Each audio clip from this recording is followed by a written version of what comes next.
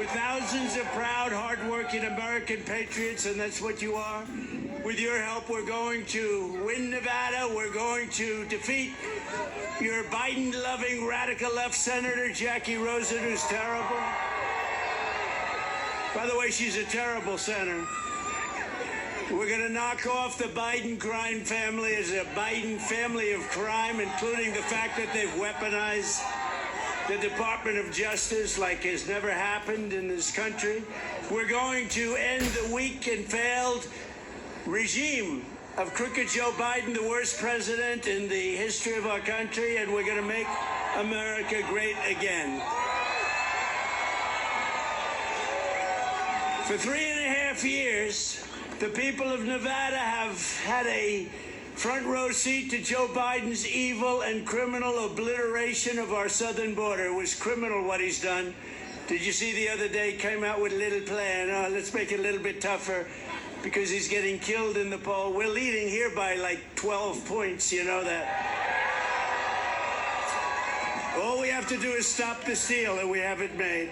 Just stop the steal. We can't let that happen again.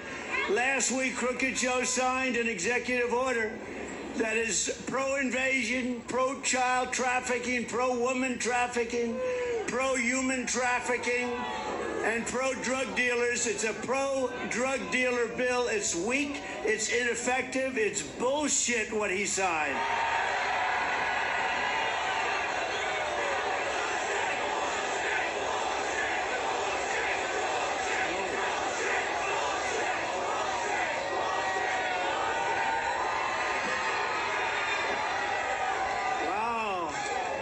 That's turning out to be like a deplorable. Remember deplorable when Hillary said deplorable? She said deplorable, and that was not good. That was not a good word to use. This word seems to be catching on a little bit, but in a much more positive way than deplorable. That was not good. She actually said deplorable and irredeemable. Do you remember? And I heard it, and I said, wow, that irredeemable is really a bad word, and it didn't catch on. What caught on was deplorable. So what the hell do I know about politics, right? Millions of people will continue pouring in, and they're coming right through the border like they have never come through before. What he signed means nothing. In fact, it makes it easier. In my opinion, it opens the border still further. We have people coming into our country. We're going to end up making, and I say this and I say it all the time, November 5th will be the most important day in the history of our country. If Joe Biden truly wanted to sign an executive order to stop the invasion, right now, all he needs to do is say, I hereby immediately reinstate every single border policy of a gentleman named Donald J. Trump. You know, he doesn't need anything. He could have done this. He's a little late, by the way. Number one, he's late. Number two, it's meaningless what he signed. It's just a PR ploy, as usual. It's disinformation, misinformation, talk. They talk as our country goes down the tubes. Less than 4 years ago, I handed Crooked Joe the strongest, most secure border in the history of our country. We never had a border like that. We built 571 miles of border wall. It was unbelievable. We ended all catch and release. We had the Remain in Mexico, safe third country, and then we had also Title 42. You remember, everything was so good. If this guy just, you know, he goes to the beach all the time, somebody thinks he looks good in a bathing suit. I don't think so. And he has that little chair that weighs about like 7 ounces. It's meant so children can lift it and very old people can lift it. And you know what? He's not old. He's incompetent. He's not old. He's not old. I know people that are 88, 89, 92. A man named Bernie Marcus, founder of Home Depot. Bernie Marcus is 95, I think. And he's 100, you talk to him, he's 100% sharp. This guy, there's just something missing. And there always has been, by the way. He always had the worst and dumbest foreign policy. There always has been. Under the Trump administration, if you crossed our border illegally, we caught you and we brought you back. We took you back from where you came. It was very simple. We had the greatest, think of it. All he had to do is leave my people in place, leave everybody in place, and he wouldn't be going through this right now. I think it's one of his many big problems. I think the Afghan situation was the most embarrassing day in the history of our country, actually. He has a lot of bad days. I could name them, but we don't have enough time. We only have a few hours. We don't have enough time. And now, by the way, it's 110, but it doesn't feel it to me, right? So we'll stay out here for a little while. If anybody gets tired, you'll let me know.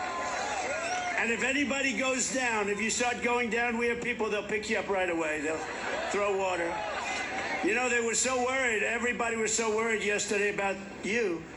And they never mentioned me. I'm up here sweating like a dog. Secret Service said, we have to make sure everyone's safe. I said, what about me? Oh, we never thought of it. They don't think about me. I'm working my ass off. I'm working hard. This is hard work. Front row Joe. Front row Joe. Under Biden, the invasion is just a disaster what's happened. It's never happened like this. In less than 4 years, Crooked Joe has imported more illegal aliens into our country than at any other time in the history of our country, times maybe 50. There's never been anything like this happening to our country. They're changing the fabric of our country. They're destroying our country. They're doing things that are unthinkable. This open border, so many bad things, but this open border situation where you're allowing millions and millions of people to flood our country, we can't handle it. No country could handle it. It's not sustainable. The entire world is emptying their prisons and jails, insane asylums and mental institutions. They're emptying them out into your state, but they're emptying out into all 50 states. They're coming in, and there's no such thing as a border state anymore. That border is so meaningless. They just walk right through. They go right through the so-called border states, and they end up in Iowa. They end up in Idaho. Remember when Joe said it's great to be in Idaho, and he was in Iowa? He always does that. If I ever did that, it would be over. They'd say that's the end of his political career. He's cognitively impaired. No. You know, I had a second test. I aced it. I aced both of them. Not easy to ace. Biden should have a cognitive test, number one. They say it's unconstitutional. That's a good excuse. He should have a cognitive test, and before the debate in 2 weeks, he should take a drug test, because I'm willing to take one.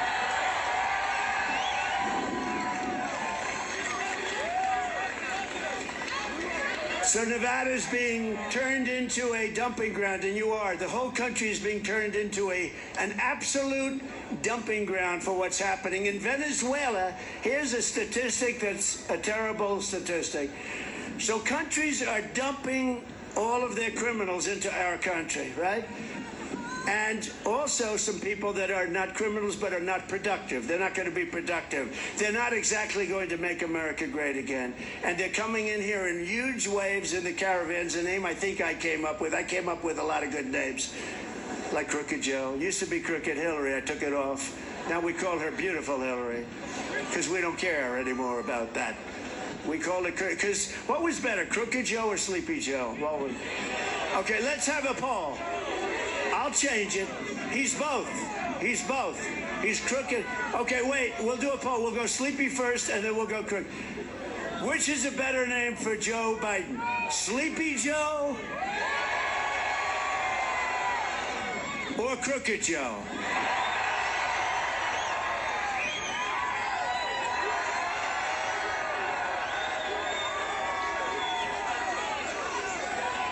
So in Venezuela, they took all of their criminals, a very heavily crime-ridden country.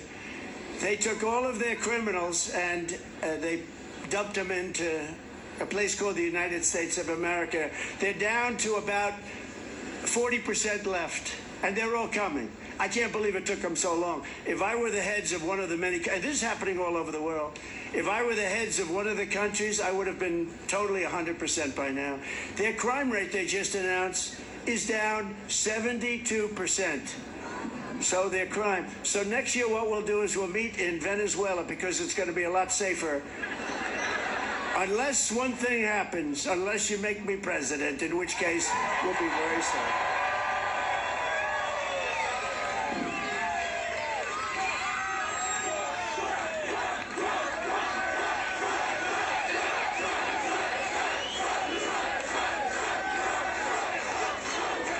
last year, oh, it's terrible. You know, this is as far as look at all the fake news back there.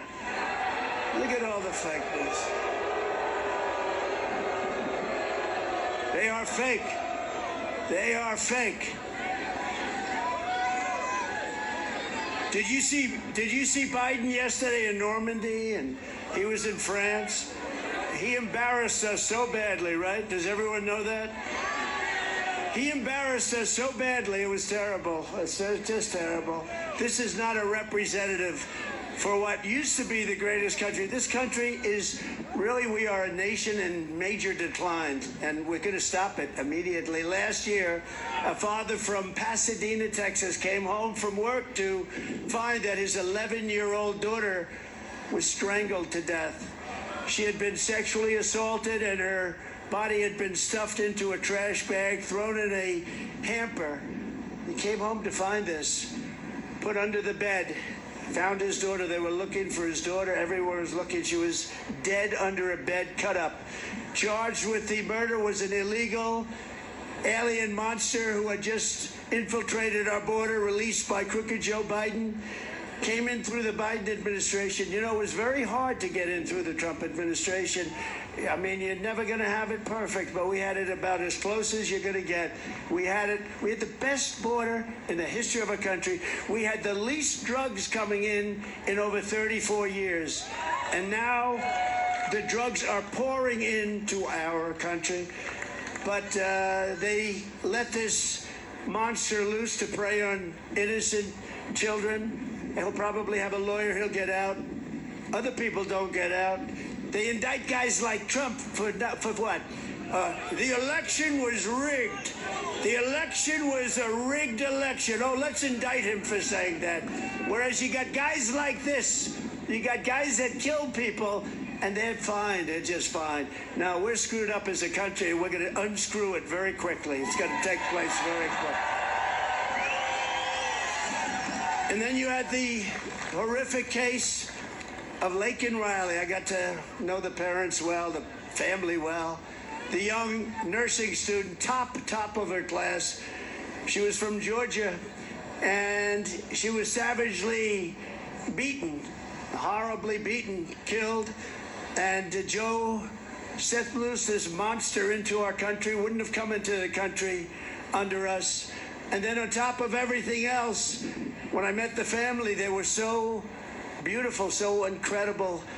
And Joe Biden couldn't pronounce her name. He talked about her in Congress, and he was only forced to talk about her, but he apologized to her killer for calling him illegal. He called him an illegal alien, and everybody got angry at him, so he started apologizing, not to the family of Laken Riley, but he apologized to the killer because he called him a killer. This is where we are. Under the Trump administration, we will not be apologizing for all of these people that are coming in illegally, because there won't be many people that come in illegally anymore. They'll come in, but they'll come in legally. You'll be able to hire them, and you'll be able to work with them. But we want people to come into our country. They have to come in legally, okay? So, with his border nightmare, Joe Biden is also waging an all-out war on the workers of America, especially African Americans and Hispanic Americans and African Americans are the ones suffering most with this incredible illegal alien group that's coming in and staying at our luxury hotels. And you know, they're being put up in hotels. Some of them are luxury hotels. And by the way, just in case you're wondering, I got no teleprompters, and I haven't from the beginning. These people, that probably means we'll make a better speech. No, I got no teleprompter. You know, I pay all this money to teleprompter people, and I'd say 20% of the time they don't work. They don't work. The thing's waving around. They can't tie it a little bit tighter. So I'm trying to look at. So we're all in this together, everybody. We're all in this together. Just a mess. I had one in Ohio where it was, we had 45-mile-an-hour winds. You were there. This is a front row Joe. He's at everyone. This guy Wouldn't it be incredible? He's gone to 250 if he voted for Biden. He's going to vote for Biden. I don't think so. I think it would be suicide before Biden, right? And then we have the wall. Like we call him the human wall. He's been here so much. And these are great Americans, you know. They're great, great Americans. But we had one in Ohio where that teleprompter was like the sail on a sailing boat. We had 50-mile-an-hour winds, almost 50. And Bernie Moreno, I had to go up and do it for Bernie. And before I started my speech, as I was walking off, as I'm coming down the runway, walking off the runway onto the stage, the teleprompters got blown to pieces. We had 60,000 people, and I was standing up there all by myself. And I said, we got a problem. I got no teleprompter, I got no notes, and we had one of the greatest days, don't you think? You think Biden could do that? I don't think so. And by the way, and Bernie won his primary, and he won it convincingly, so we obviously did a good job, but it was good, and now I think he's going to beat a man named Brown, a senator named Brown. You have a good man named Brown right here, you know. Very good. They have a man that's not so good. They have a man that's not so good. And I think Bernie Moreno in Ohio is going to win, but it's the same thing. So these things are virtually useless. But I'll refer to them every once in a while for those. It is crazy. The illegal immigrants are turning, and they're turning at a level that nobody's ever seen before. They're fighting our families. They're totally destroying our black population. They're totally destroying our Hispanic population. And you know what else they're destroying? And for you, it means a little bit less, but it means quite a bit in this state. They're killing unions. They're killing unions because the unions are not able to survive.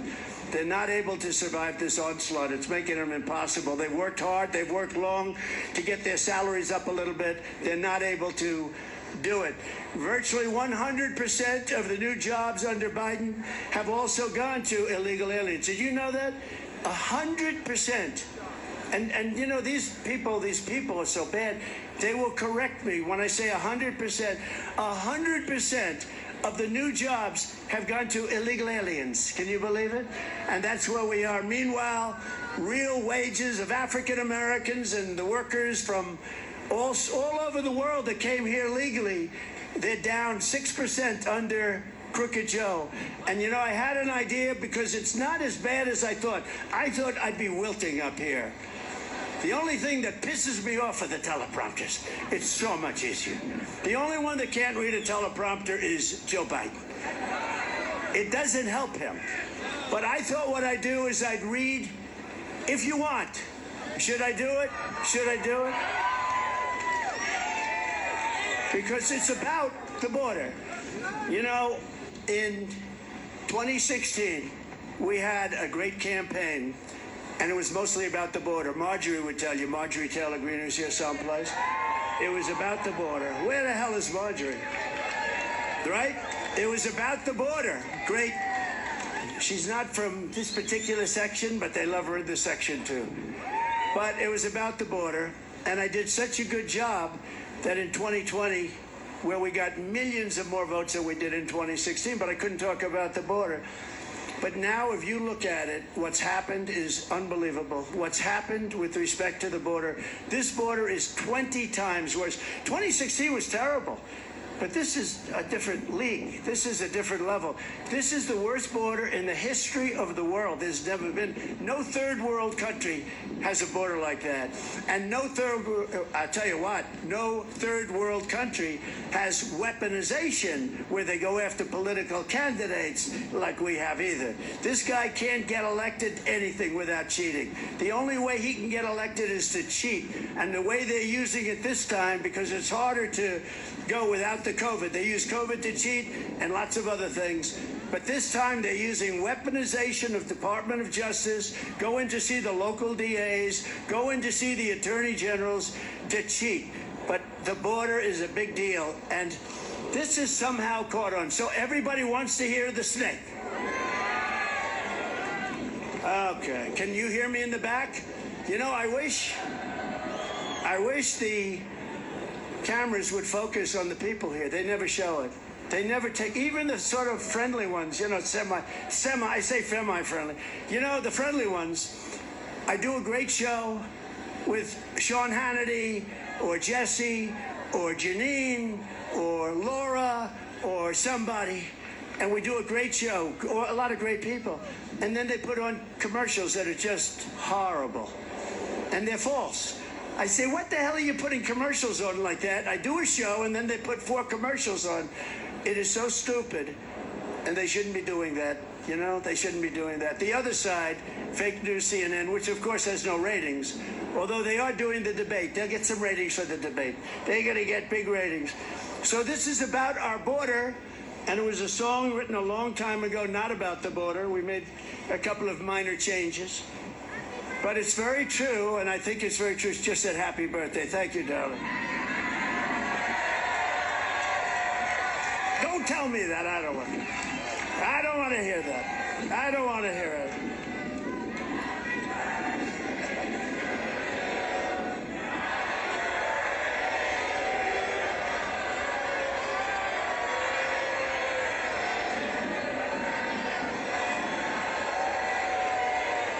Thank you. I wish.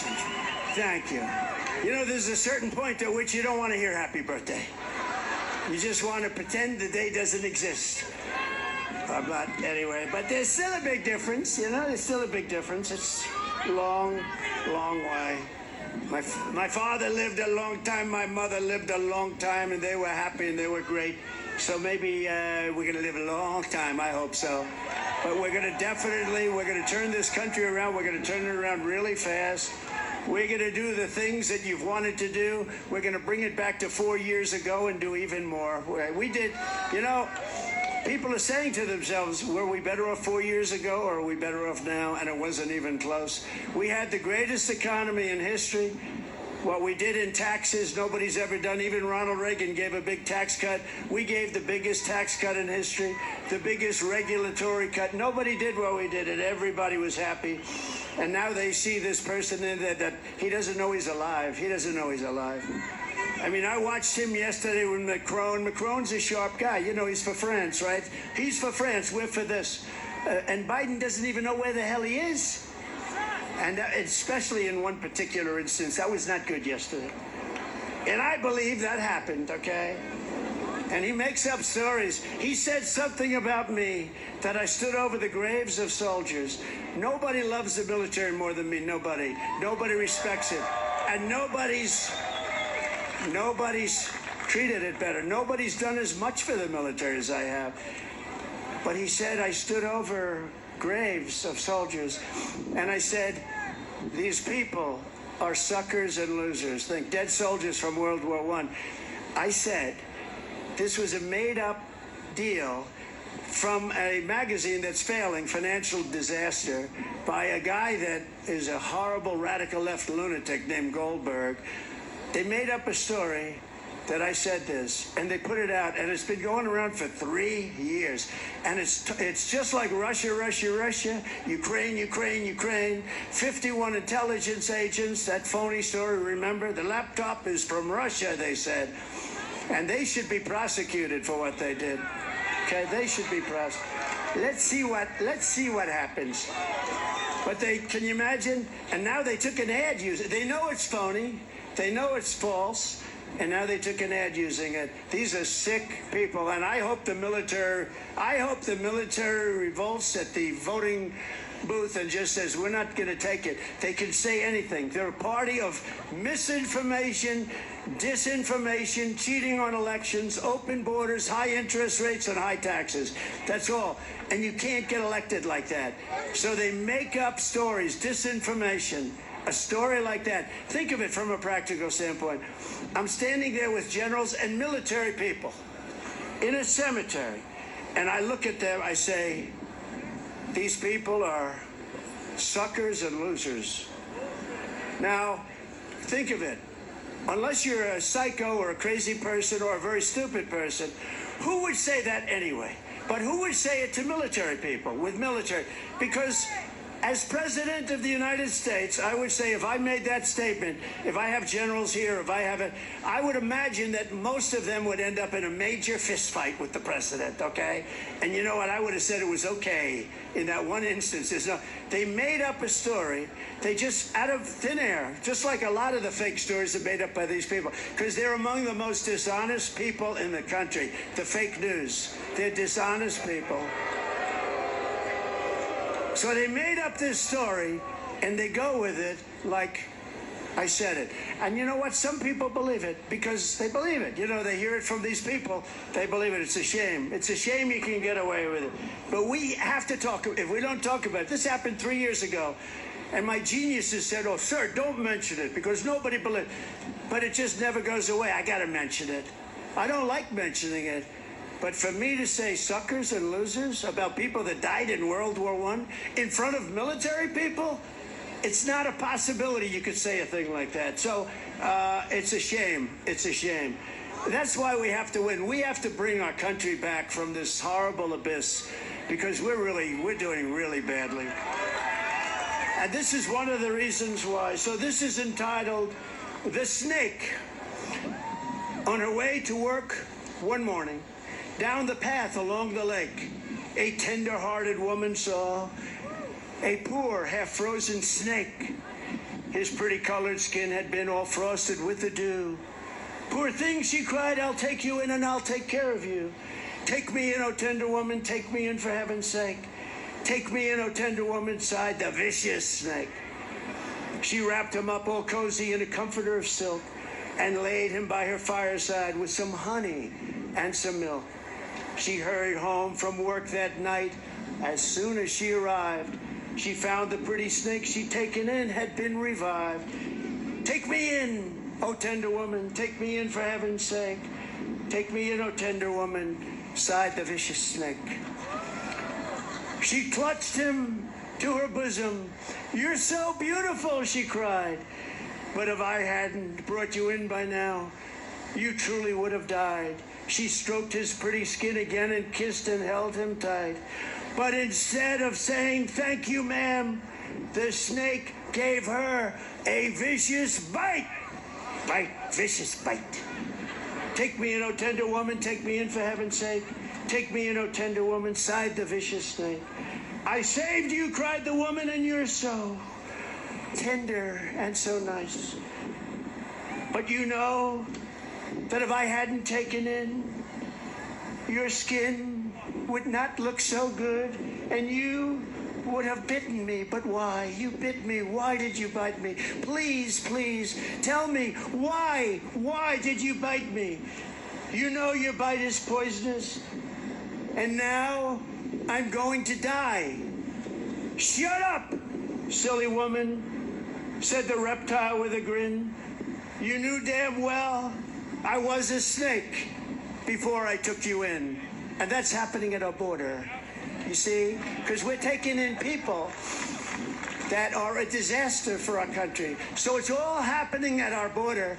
And we're taking in people at levels that have never taken, this has never happened before. Ever, never. And we're not going to let it happen. We're not going to let them ruin our country. We're not going to let them destroy our country. So I want to tell you a couple of things, and this is the first time I've ever made this. Shut it. Thank you.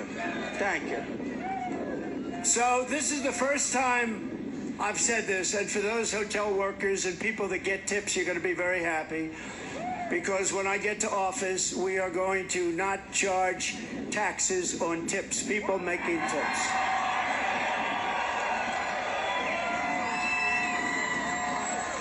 We're not going to do it, and we're going to do that right away, first thing in office, because it's been a point of contention for years and years and years, and you do a great job of service, you take care of people, and I think it's going to be something that really is deserved. More importantly, popular or unpopular. I do some unpopular things too if it's right for the country. I do what's right.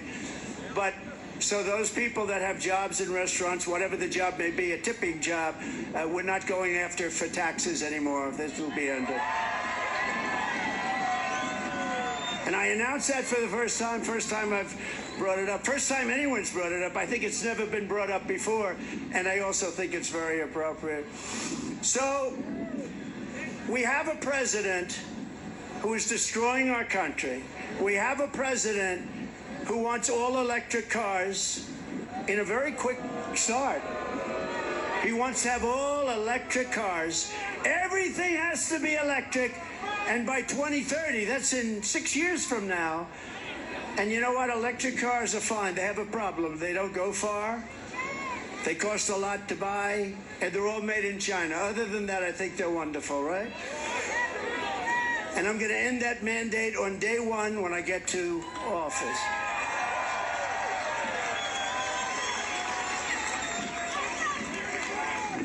I met with the truckers over the weekend, and great Roger Penske is a trucker. He's also a great Indianapolis. He won it 20 times. Can you believe it? Think of how smart you have to be. Japan, Germany, all these nations, they spend billions and billions of dollars trying to win the Indianapolis 500. And Roger Penske's won it. He just won it again. He's won it 20 times. See, that's the kind of brain power we need. That's what we want in our military. And we have people like that. A lot of them are shut out because of woke. The woke stuff will be gone within a period of 24 hours, I can tell you. And go out and buy Pete Hegseth's book because he tells you about it better than anybody. Pete Hegseth, he wrote a book. He tells you about the woke military. But I will tell you, we defeated ISIS and they weren't woke. They weren't woke. We have great generals. We have not the guys on television. We have great generals. We defeated ISIS in a record time. It was going to take 5 years. They thought it would. I remember in Washington, sure, it'll take 5 years. I went to Iraq. I met with the generals. I met a General Raisin Cain. His name was Raisin. His first name was Daniel Cain. They call me Raisin. I said, you mean your name's Raisin Cain? I love that. I love you. I've been looking for you. Anyway, long story. You've heard the story. But we knocked him out in 5 weeks. It was supposed to take 5 years. He said, we'll hit him from the left. We'll hit him from the right. We'll hit him underneath and on top. We'll hit him. They won't know what the hell happened, sir. How long will it take? 4 weeks. Maybe you'll have time left over. I said, how come they tell me in Washington 5 years? Because they don't know how to fight, sir. They don't know how to fight. We have a great military. We have a great, great military. So I'm going to end the electric mandate. We're going to end the electric mandate also on truckers. So the truckers come to see me. They say a truck going to California. They like that. Tell them to make the microphone louder. It's terrible. Yeah.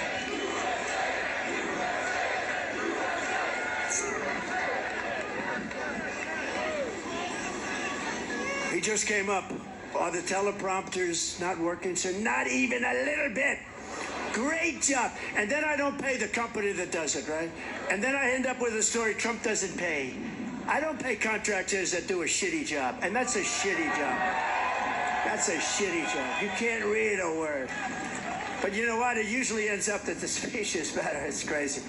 Then they'll say, oh, isn't it terrible? Trump takes advantage of his No, I take great. When I have a good contractor or a subcontractor, nobody gets paid faster. But when I have contractors that do this kind of work, you can have them. Could you imagine if Biden was up? He's no good with the teleprompter. He's the worst I've seen. But could you imagine if the teleprompters went off? Here's Biden.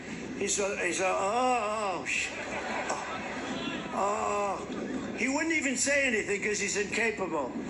He'd probably go pause, pause. How about when he's reading the teleprompter and then they say pause, meaning, maybe you'll get about 3 people clapping. And he goes pause. No, he'd just walk off the stage like this. Oh, teleprompter. Oh.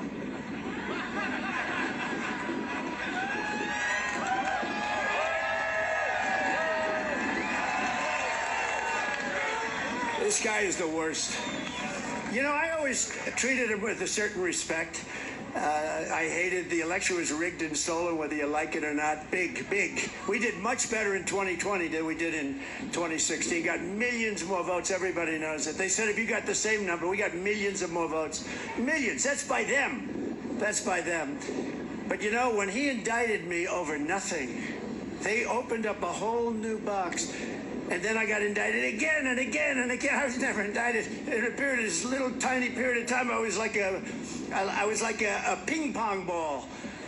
Sir, they indicted you here. They indicted you in Georgia. They indicted you in New York. Then they indicted you again in New York, sir. And it was all over. Can I use that word again? But you'll use it. A disgrace. A disgrace. And what they've done is they've weaponized the Department of Justice. The only thing they didn't understand is that we just had the largest fundraising effort in a period of 1 week than anybody has ever had. Did you know that, Marjorie? We took in hundreds of millions of dollars, and much of it was small money donors, what's called a small, average $71. Hundreds of thousands of people contributed that they wouldn't have except for the court case. And our poll numbers are higher now than they were before because the people are watching and they know a fake deal. And this guy can't get elected without it. He can't get elected. He's incompetent. He's an incompetent person. But I never treated him this way. When I got indicted the first time, and then it was like, sir, you've been indicted again. I heard they were going to do it someplace else, and they stopped it. They said, we're indicting this guy into office. The people get it. Normally when that happens, they go to the microphone and they announce, ladies and gentlemen, I'll be going home with my family, and I'll be fighting for my name. That's the last you ever hear from the person. We have higher poll numbers now than we've ever had. Too big to rig. That's what we want. Too big to rig. Too big to rig. Too big to rig. That's what we want. I have higher numbers than we've ever had. We're leading this crooked thief of a president. And I would never have said that before. I didn't speak glowingly. He's a lousy president anyway. But I would never have said he's a corrupt, very dumb person. He's a low IQ individual, and he always was. This isn't age. He's worse now than he was 10 years ago. But if you go back 30 years ago, he was considered the dumbest person in the U.S. Senate. Ted Kennedy told me that himself, who was a friend of mine, which is shocking. Shocking that he was a friend. He was on a slightly different persuasion, Marjorie. But he told me that. He's the dumbest person in the Senate, and he has been from day one. How about this? On the documents. They go after me for documents, and then they find out that Joe has 10 times the number of documents than me. I said, you have to be kidding. And they released him. I said, I don't want to be released like that. They released him on the basis that he's incompetent and he can't stand trial. I said, oh, I see.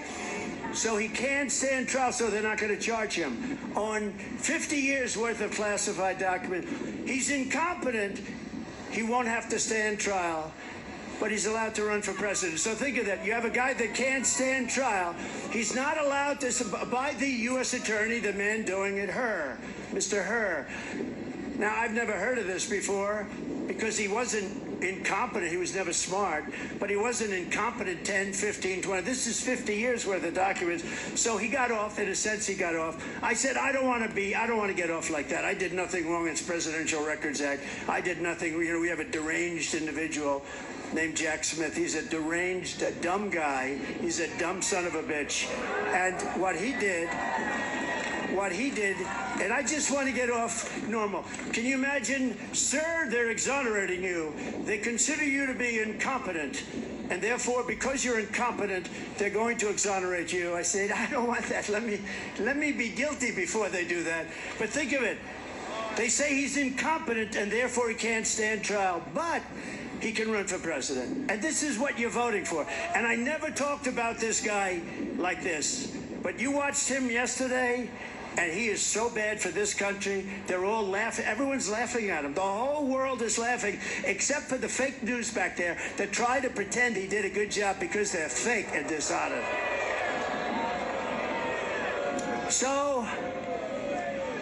So we have a country that's in trouble. We're going to end the mandate on electric one day. They want to make all boats, too. I went to a boat company in South Carolina. The boat, I said, how is it? He said, it's a problem, sir. They want us to make all electric boats. These are boats that are from 16 to 35 or so feet. Fishing boats, leisure boats. Beautiful company in South Carolina. Beautiful. Guy's been doing it for 50 years. He sells hundreds of boats every couple of months. I mean, really fantastic guy. And they use the Mercury engines and different engines in the back. No problem. They want to take that out. They want to make it all electric. He said, the problem is the boat is so heavy, it can't float. I said, that sounds like a problem. He said, also, it can't go fast because of the weight. And they want to now have a 50-mile or a 70-mile radius. You have to go out 70 miles before you can really start the boat up. And you go out at 2 knots. That's essentially almost like 2 miles an hour. I say, how long does it take you to get out there? Many hours. And then you're allowed to go around for 10 minutes, but you have to come back because the batteries only last for a very short period of time. So I said, let me ask you a question. And he said, nobody ever asked this question. And it must be because of MIT, my relationship to MIT. Very smart. He goes, I say, what would happen if the boat sank from its weight and you're in the boat and you have this tremendously powerful battery and the battery's now underwater and there's a shark that's approximately 10 yards over there. By the way, a lot of shark attacks lately. Do you notice that? A lot of shark. I watched some guys justifying it today. Well, they weren't really that angry. They bit off the young lady's leg because of the fact that they were not hungry, but they misunderstood who she was. These people are crazy. He said there's no problem with sharks. They just didn't really understand a young woman swimming now really got decimated, and other people too. A lot of shark attacks. So I said, so there's a shark 10 yards away from the boat, 10 yards, or here. Do I get electrocuted? If the boat is sinking, water goes over the battery, the boat is sinking. Do I stay on top of the boat and get electrocuted? Or do I jump over by the shark and not get electrocuted? Because I will tell you, he didn't know the answer. He said, nobody's ever asked me that question. I said, I think it's a good question. I think there's a lot of electric current coming through that water. But you know what I'd do if there was a shark or you get electrocuted? I'll take electrocution every single time. I'm not getting near the shark. So we're going to end that. We're going to end it for boats. We're going to end it for trucks. The trucks on a tank of diesel fuel, a truck goes from New York, a big, beautiful Peterbilt or any one of these great companies. They go from New York to Los Angeles without a stop. With electric, much of the truck is used, the capacity for batteries. The batteries are very heavy and very big, very, very big, many times the size of a tank that carries lots of gallons of diesel. You have to stop 6 times, and you have to get chargers. There are no chargers. The whole thing is, it's the kind of thing that if your 5-year-old grandson were sitting up here and you gave him a quiz, he would say, don't bother with the electric. There's another thing. The truck is so heavy because batteries are very heavy. The truck weighs more than twice as much as a gasoline truck. So what happens, a diesel. So what happens is they have to fix every bridge all over the United States to handle the weight. Every bridge has to be rebuilt because the weight is double and triple that of a gasoline or diesel tank truck. And you say to yourself, who are these people that are destroying our country? Why are they destroying our country? Why is it that they're destroying our country? All of that stuff is going to end. We're not going to have men playing